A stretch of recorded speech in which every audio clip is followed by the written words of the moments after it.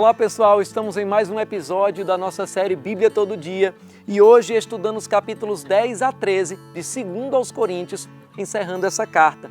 Curte esse vídeo, compartilha, usa a nossa hashtag Bíblia Todo Dia e acesse o site pastoredilson.com, se inscreva no Maximize e torne-se um parceiro de nosso ministério. Nós precisamos lembrar que a segunda carta aos Coríntios foi escrita num contexto de rejeição, já que alguns líderes estavam questionando a autoridade apostólica de Paulo. Alguns estavam olhando para Paulo apenas no aspecto natural, humano, e então estavam desprezando a unção de Deus na vida dele, tratando ele como um homem qualquer. A Bíblia diz em 2 aos Coríntios 10:10, pois alguns dizem, as cartas dele são duras e fortes, mas ele pessoalmente não impressiona e a sua palavra é desprezível. Quantas vezes não somos tentados a julgar um ministro por sua aparência física, por sua eloquência, por sua idade, por seu status financeiro ou por aquilo que ele ostenta? Os coríntios achavam que a mansidão e a bondade de Paulo eram sinais de fraqueza, mas o apóstolo mostra que, na verdade, eram qualidades cristãs de liderança. No capítulo 10 e versículo 1, ele diz, eu, Paulo, pela mansidão e pela bondade de Cristo, apelo para vocês, eu que sou humilde quando estou face a face com vocês, mas audaz quando ausente. Em seguida, ele mostra que, embora fosse homem, como qualquer outro ministro as armas do seu ministério não eram humanas. Um ministro do Evangelho não deve confiar nos padrões humanos ou nos artifícios naturais de liderança. As armas de um ministro do Evangelho devem ser espirituais. O apóstolo Paulo fala no capítulo 10, versículos 4 e 5, as armas com as quais lutamos não são humanas, ao contrário, são poderosas em Deus para destruir fortalezas. Destruímos argumentos e toda pretensão que se levanta contra o conhecimento de Deus e levamos cativo todo pensamento para torná-lo obediente a Cristo.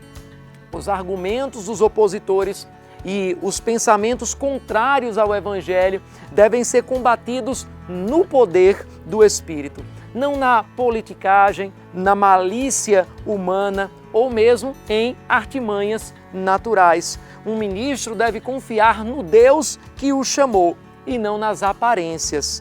A Bíblia diz no capítulo 10 e versículo 7, vocês observam apenas a aparência das coisas.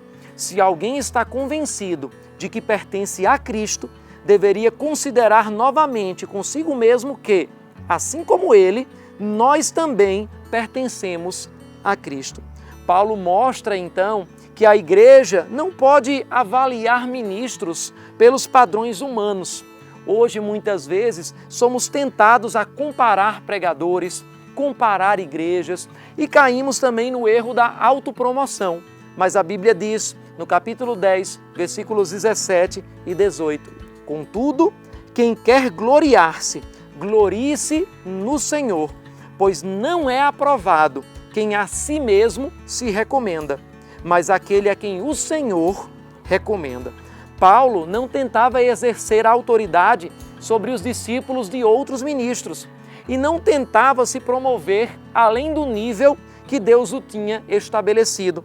Capítulo 10, versículo 13 diz, nós, porém, não nos gloriaremos além do limite adequado, mas limitaremos nosso orgulho à esfera de ação que Deus nos confiou, a qual alcança vocês, inclusive.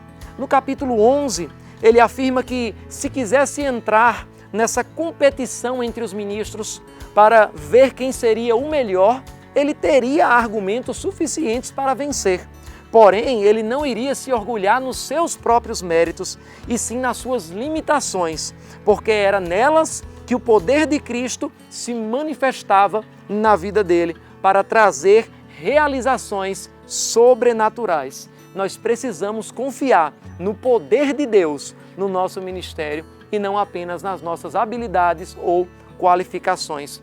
Apesar de esses homens que se autopromoviam em Corinto parecerem superapóstolos, como Paulo o chama sarcasticamente, o verdadeiro apóstolo, ao escrever essa carta, esclareceu a real natureza deles.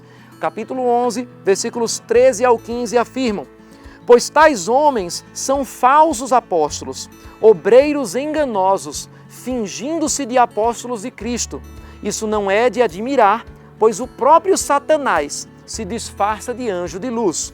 Portanto, não é surpresa que os seus servos finjam que são servos da justiça. O fim deles será o que as suas ações merecem.